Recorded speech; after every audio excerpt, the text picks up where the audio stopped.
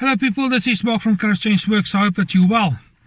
In response to Simon, who's a friend of mine, his channel is called What is Weight Loss About? Guys, please go check it out if you want to lose weight or get some information about exercise, diet, that kind of thing. Go check him out. He's got a lot of information, a lot of videos on his channel. Go and support him. He asked me to make a video on there are no problems, only solutions. So this is in response to that, and here are some of my thoughts. It's not totally conclusive. It is just something to ponder about. Now, let's look at this thing. There are no problems, only solutions. Really? Here's some of my thoughts on that. If there wasn't problems, we wouldn't have solutions. Solutions only come as a result of experiencing some form of problem. Now, how do we get to these solutions? Now, my thoughts are you need to look at it from maybe a practical point of view. Sometimes you need to look at problems from a emotional point of view, a physical point of view, a social point of view, a mental, psychological type of point of view. And sometimes our problem isn't really the problem.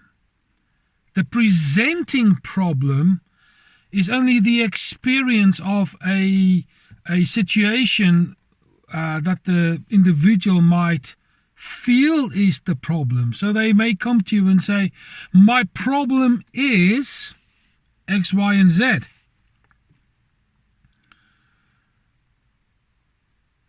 But the listener does not have that problem necessarily.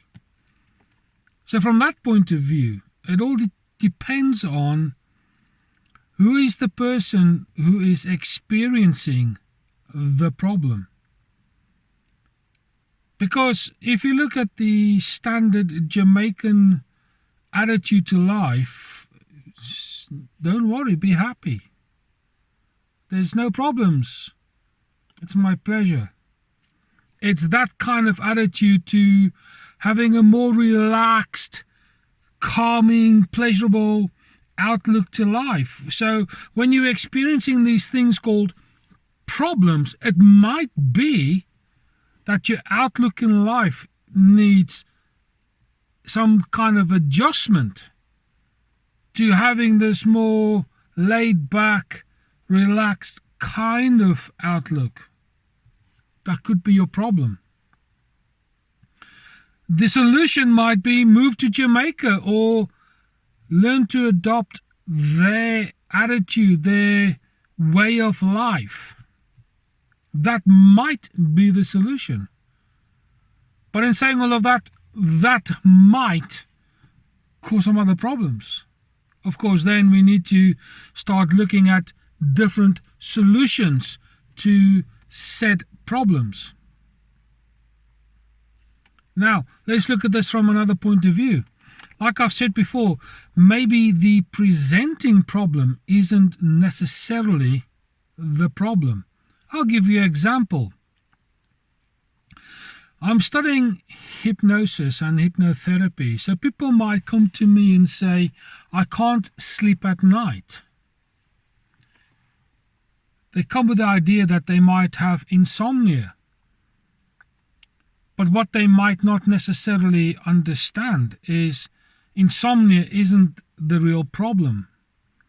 It might be that they are worried over the fact that they've just potentially lost their job, or they've just experienced a bereavement, or there is a divorce looming, or bankruptcy, anything like that. So the presenting issue is insomnia. The undercurrent of that is there's a bigger picture behind the presenting problem. And we might even be able to dig a little bit deeper than that. Where insomnia, let's stick with that example. My insomnia is my presenting problem. The scenario behind it, the storyline behind my insomnia might be stress and anxiety. And then we might even go back that where we've looked for solutions to try and resolve that has been at a really poor place of information. So the real problem there is maybe we need to look at how we deal with our problems by wising up and becoming a little bit more acute in the school of life. It might be here that it might be a good idea to go and have a look at the video where I title it, it's the quality of information that's really important. You go look for it on the channel, it's there somewhere. And that might be the biggest problem, that we might go to the wrong people, the wrong website. We might go to the wrong places. We might settle for third quality information to resolve our first class problem. That presents few more problems. So really what I'm saying is the presenting problem is very, very rarely the thing that we need to deal with. And if we take the attitude of the Jamaican, oh, don't want to be happy, it's not my problem, it's a pleasure. Till you're bankrupt, till you lose your job, till you have cancer, or something like that. Hope that you don't get cancer, of course, but the point I'm making here is till some kind of calamity sits on your lap and you now need to deal with this thing. I would like to invite any Jamaican to say, don't worry, be happy, when you've just been told that a loved one has some incurable disease, or you're about to lose your job, or you've just experienced a bereavement. Then I wonder what happens to the don't worry, be happy attitude of life. Might only be for a short period of time. So really what I'm saying, if I can sum it up, is look at where your support network is. Look at how you go about presenting yourself. Find out where you've tripped up in the world, in your business dealings, your friends, your social circles, these kind of things. Look where your weaknesses and your vulnerabilities lie. Look at the consequences of good and bad decisions that you've made, the things that you've said that you shouldn't have, and the things that you shouldn't have said, but you did. When we start to analyze our problems, we might find the real solution. And the real solution is we ourselves as people are our biggest problem.